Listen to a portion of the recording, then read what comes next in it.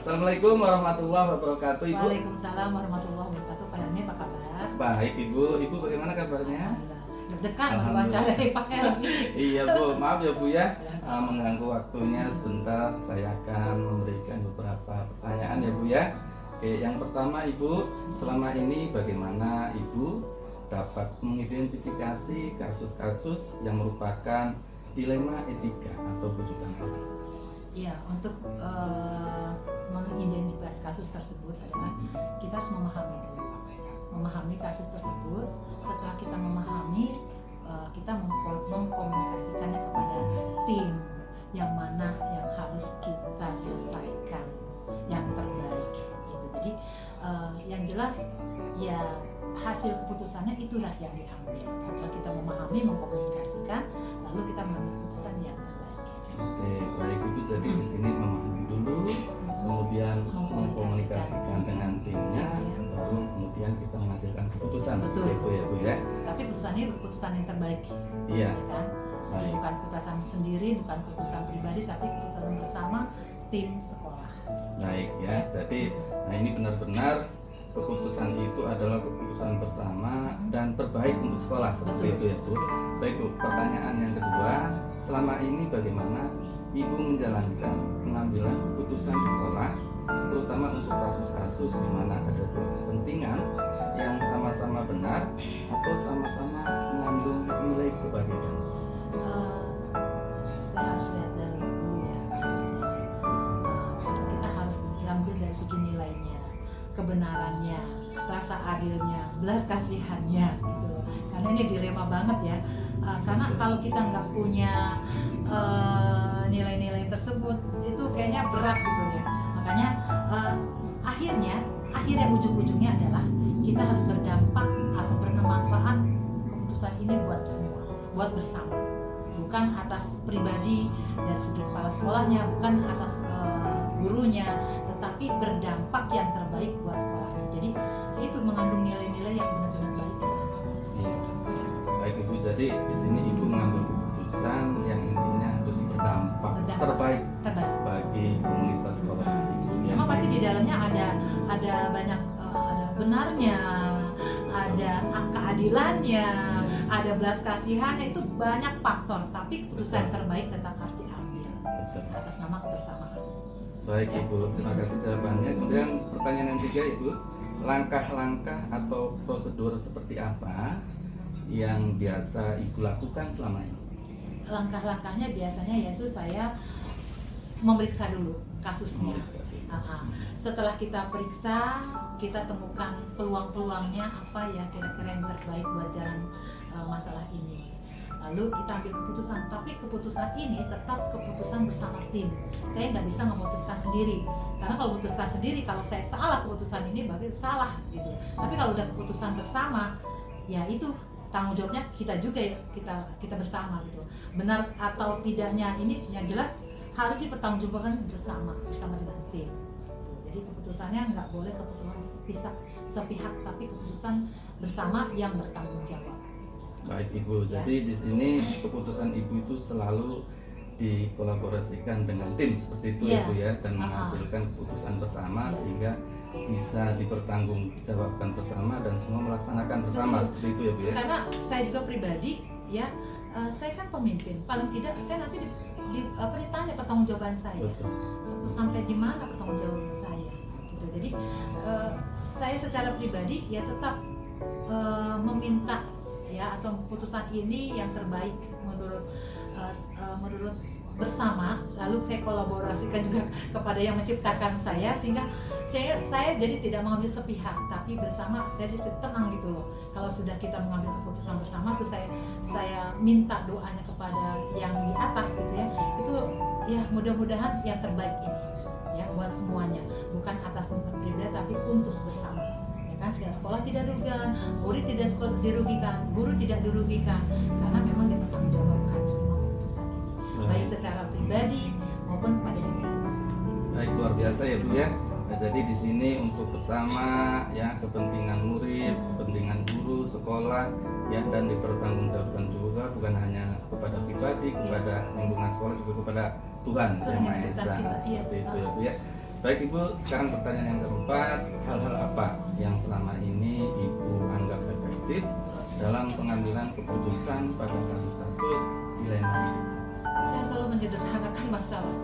Karena kalau kita memperbesar, malah berdampaknya nggak bagus. Biasanya tadi saya menyederhanakan masalah itu, insya Allah segala masalah ada jalan keluarnya.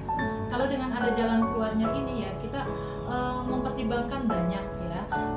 Dengan mempertimbangkan banyak inilah akhirnya kita bisa putuskan. Jadi menyederhanakan dulu deh. Yang jelas tim kita ini mempertimbangkan banyak hal sehingga putusan bisa diambil. Ya. Ya. Jadi di sini Ibu menyederhanakan masalah, kemudian lagi-lagi berkolaborasi dengan betul. tim, baru kita analisa dan ambil keputusan secara bersama seperti itu ya Bu.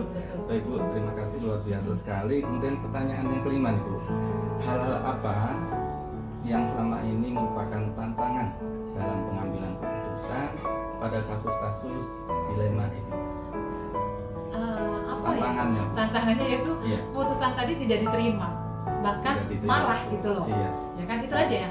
Iya. Yang saya tantang kalau putusan ini tidak diterima, dia berpikirnya keputusannya keputusan saya.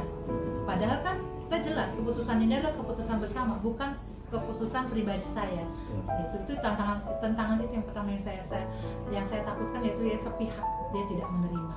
Ya, tapi tetap maksudnya di sini tetap kita harus menjalankan keputusan ini ya harus ikhlas karena ini kan keputusan bersama. Saya balik lagi, keputusan bersama bukan keputusan bersepihak.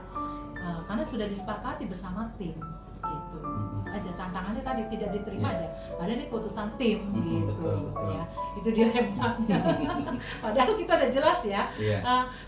Saya nggak selalu memutuskan itu sendiri, nggak bakal. Saya tidak bakal memutuskan sendiri.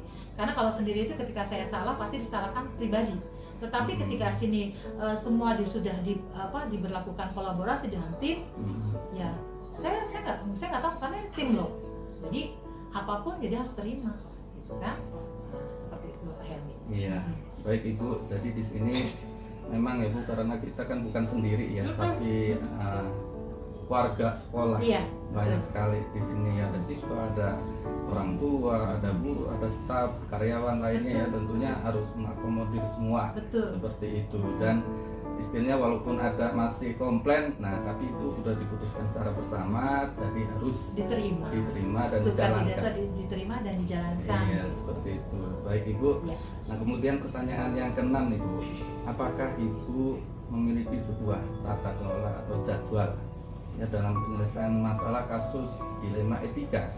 Apakah Ibu biasanya langsung menyelesaikan atau dijadwal nanti seperti itu Bu? Kalau saya ketika ada kasus itu datang, biasanya saya langsung kelola. Saya tidak pernah maksudnya menggantung, ya kan? Karena pekerjaan kita juga banyak. Ya kan? Biasanya kita langsung mengelola masalah itu, ya menyelesaikan dengan tim, ya kan? Jalan yang terbaik sehingga sekolah ini kondusif, ya kan? Kalau sekolah menggantung, sekolah kan tidak kondusif. Sedangkan kita selalu dituntut bagaimana yang terbaik buat siswa, bagaimana yang terbaik buat guru, bagaimana yang terbaik buat orang tua maupun lingkungan. Jadi tetap harus kita langsung selesaikan. Gitu. Dengan tadi menyederhanakan masalah ya. Gitu. Iya. Baik Ibu, jadi di sini cepat tanggap. Dan kemudian cari solusi, kita putuskan secara tim seperti itu ya Bu, demi kebaikan. Sehingga sekolah berjalan dengan baik ya. Baik Ibu. Kemudian pertanyaan yang ketujuh ya Bu, adakah seseorang atau faktor-faktor apa yang selama ini mempermudah atau membantu Ibu dalam pengambilan keputusan dalam kasus-kasus dilema itu? Yang tadi saya sebutkan bahwa kita selalu kolaborasi dengan tim. Jadi saya selalu dengan tim bersama-sama memutuskan atau mengkomunikasikan jalan yang terbaik terhadap kasus tersebut. Sehingga segala keputusan itu kan berarti mempermudah saya juga, ya kan, dengan kolaborasi dengan tim tersebut. Sehingga keputusan apapun kalau sudah dikolaborasi hasilnya harus diterima. Betul. Jadi tidak ada disalahkan. Ya tapi yang jelas saya tidak pernah merugikan, kasus-kasus tersebut tidak akan merugikan. Kita ambil jalan tengah, jalan yang terbaik. Tapi tetap tadi kolaborasi dengan tim itulah keputusan itu diambil. Iya, baik Bu ya. Jadi ibu ini selalu mementingkan kebersamaan. Betul. Iya. Demi bersama kita memutuskan bersama dan menjalankan bersama, seperti itu keputusan yang terbaik tentunya Iya. Bu ya buat sekolah. Semua termasuk Gatin juga nggak boleh ada emosi, nggak Iya. boleh, karena emosi itu tidak menyelesaikan masalah. Betul. Ya itu. Jadi dalam mengambilkan putusan itu biasanya kita mempermudah atau membantu. Membantu. Ada jalan tengah sehingga apa sekolah kondusif. Betul Ya kan? sekali. Kan kita lebih fokus ke mutu pendidikan, bukan Betul. ke perorangan. Betul. Ya, gitu. Ya. Pastinya dengan mutu pendidikan kita tingkatkan, tujuan utama itu merucut pada siswa pastinya. Siswa, Nah, tujuan betul, utama betul. sekolah itu pasti siswa ya Bu Iya, ya. dia generasi kita loh, mau dibawa Betul. kemana? Kalau kita masalah, siswanya ikut kena dampaknya. Iya, Wow, betul keren, sekali. ya kan? Kesian. Kalau kita menginginkan paling tidak generasi kita ke depan 100 tahun Indonesia merdeka, kita menghasilkan generasi yang terbaik, gitu ya. Dengan kita selalu mengelola emosi, mengelola putusan dengan semua stakeholder warga sekolah. Iya. Ya. Ya baik sekali Ibu. Terima kasih jawabannya. Kemudian pertanyaan yang ke-8 Ibu, yang terakhir Bu. Dari semua hal yang telah disampaikan, pembelajaran apa yang bisa Ibu petik dari pengalaman mengambil keputusan dilema itu? Kita harus tahu jenis kasusnya dulu. Iya. Kasusnya apa nih? Apa dilema etika atau bujukan moral, ya kan? Jadi kita harus tahu dulu jenis kasusnya. Kalau kita sudah tahu, paling nggak kita menguji dulu, menguji seperti apa sih jalan keluarnya, ya kan? Nah setelah kita menguji, kita baru bisa menentukan, memutuskan. Tapi tadi bersama tim kita putuskan, bukan bersama pribadi, bukan, tapi bersama tim. Sehingga apa? Sehingga tidak merugikan, prinsip-prinsip merugikan itu tidak ada. Ya, semua harus kondusif, ya kan? Dari siswanya, dari gurunya, semua harus kondusif. Jadi tadi ya seperti itu. Jadi menguji, setelah menguji, ya kita meluruskan jenis kasusnya, terus menguji, sebelum mengambil keputusan. Tapi keputusan ini adalah keputusan bersama dengan tim. Luar biasa Ya. Ibu. Ya banyak sekali yang bisa saya dapatkan. Ya. Saya petik dari wawancara Ibu selama kurang lebih 9 menit ini ya Bu ya. Luar Tapi biasa. ya itulah Pak Helmi, maksudnya ya kadang-kadang kita sebagai leader atau sebagai pemimpin yaitu merasa kadang-kadang keputusan kita itu orang yang menerimanya adalah keputusan pribadi kepala sekolahnya. Padahal sekarang itu sudah tidak seperti itu, harus kolaborasi gitu loh dengan berbagai pihak yang ada di dalam sekolah ini, baik dengan komitenya, dengan gurunya, sehingga kita sebagai kepala sekolah tidak salahkan. Iya. Gitu. Betul. Tapi dengan tetap kepala dingin. Ya gitu Pak Helmi. Baik Ibu, terima kasih. Mohon maaf mengganggu waktunya ya Bu ya. Terima kasih Pak Helmi. Atas waktunya, atas ilmunya. Mudah-mudahan bermanfaat. Amin, amin. Ya sampai di sini Bu Ya. dari saya. Saya ucapkan mohon maaf Bu apabila saya punya salah. Sama. Iya, saya akhiri sampai sini Bu. Ya. Assalamualaikum warahmatullahi wabarakatuh. Waalaikumsalam warahmatullahi wabarakatuh.